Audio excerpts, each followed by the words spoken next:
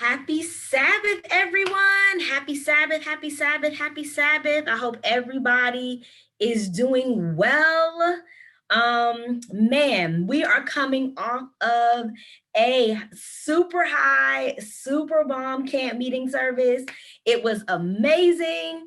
I don't know about you all, but just being able to participate on the panel, we had three dynamic, amazing panelists or panel conversations. We talked about life, we talked about religion, and we talked about forgiveness. And we talked about how those things are manufactured versus authentic. Yo, Pastor Polite did his thing, putting that thing together.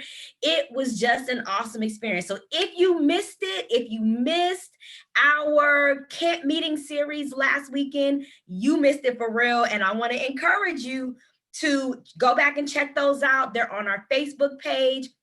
They're also linked to the South Central Conference page, and we're going to put them here on our youth webpage as well. So happy Sabbath, everybody. I see you guys out there joining. We had a few technical difficulties as we were trying to get on, but I'm so glad you joined us. So normally at this time, we would have our Federation Friday live. However, as we are moving into the summer, we're kind of slowing down a little bit. We will continue to have our Federation programs.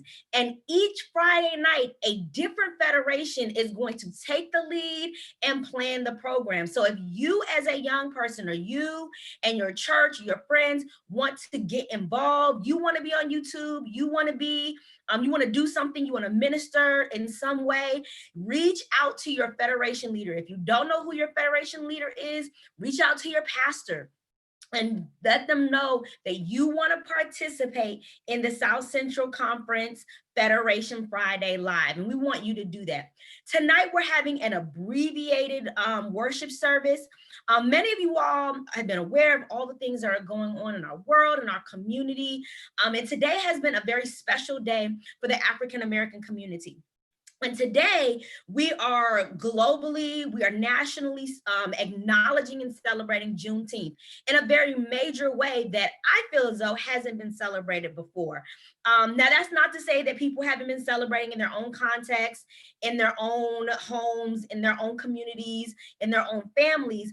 But for many people, Juneteenth has just now become something that they've been aware of. And so for this particular day, I wanted to take a moment to educate our young people on what Juneteenth is and why we celebrate it. So I'm going to show you a 4-minute video about Juneteenth, what it is, why we celebrate it, and the historical importance of it.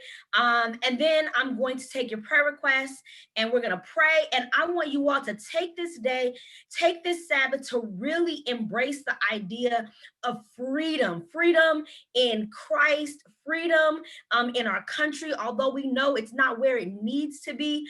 We are miles from where we used to be. And so enjoy this time with your family. I want to challenge the families out there who are watching to talk to your youth, talk to your teens, talk to your young people about Juneteenth, about what it is, why we do it, and why it's important. And then how can your family maybe embrace this, or maybe the spiritual alignment between Juneteenth and our own religious and historical context. So I hope you guys enjoyed the video. Again, talk to your young people about Juneteenth, talk to your young people about freedom, about equality, about the things that are happening in our country. It's not just a conversation for the dinner table. It's a Sabbath conversation. It's a conversation about our country and about our rights and about social justice. And that's something that we need to be talking about, because anytime is a good time to talk about social justice, because the gospel we believe in and we preach is a gospel of social justice. So I hope that you all will enjoy this video. And we're going to switch to that right now. And I hope you guys are doing well out there. I missed you all. We've been having a good time. We've been having a good time. So I hope you guys are doing well. And we're going to switch over to the video.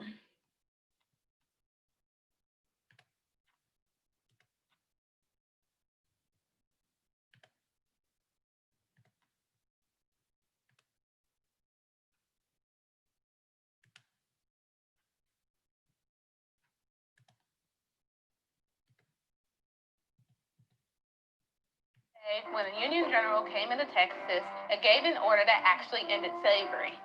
Now, some of you may not be aware of this, but America actually has two Independence Days.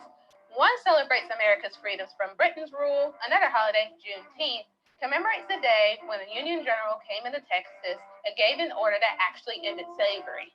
Now, you may be going to yourself like, wait, didn't the Emancipation Proclamation take care of that? And my answer to you is this.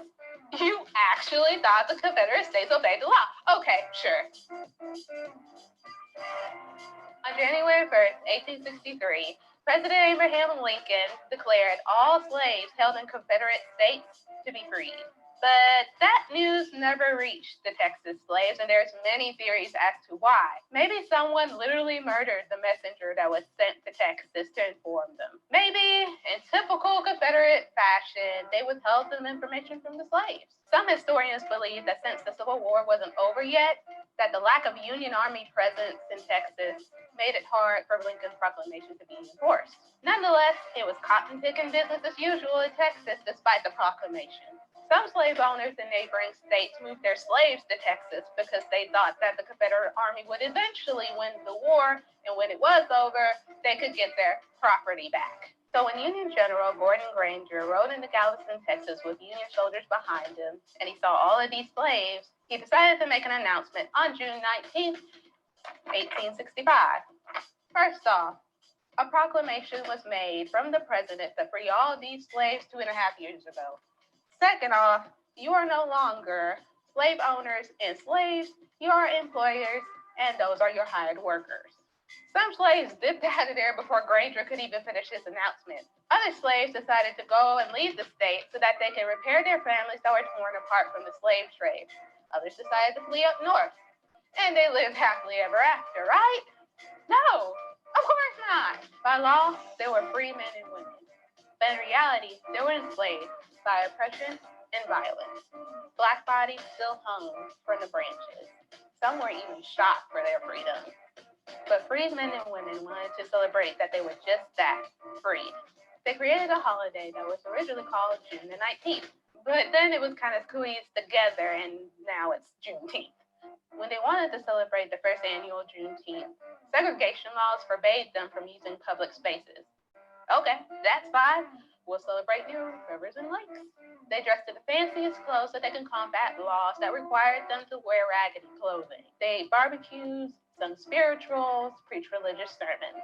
Strawberry soda was the drink of choice, and they also ate a lot of red fruits and desserts like strawberry pie and red velvet cake to commemorate the blood that was spilt during slavery. These rituals still occur in today's Juneteenth celebrations, whether it be parades, cookouts, or 5-day festivals. And since whites didn't want to share their own spaces with blacks decided that they would raise their own funds for their own celebration sites, such as Emancipation Park in Houston, Texas. So as the former Texas slaves decided to migrate across the country, so did the importance of Juneteenth, which is also known as Emancipation Day or Freedom Day. In 1980, Texas was the first state to declare Juneteenth a state holiday when state offices are not closed but partially staffed. So far, 45 states have recognized the historical significance of Juneteenth. Guess what? Alabama wasn't last this time. Alabama was the 40th state to do so, but it didn't get the same paid state holiday status as Confederate Memorial Day or Robert E. Lee Day. There's also a national campaign to make Juneteenth a federal holiday. Whitewashed textbooks didn't, and still don't, mention Juneteenth.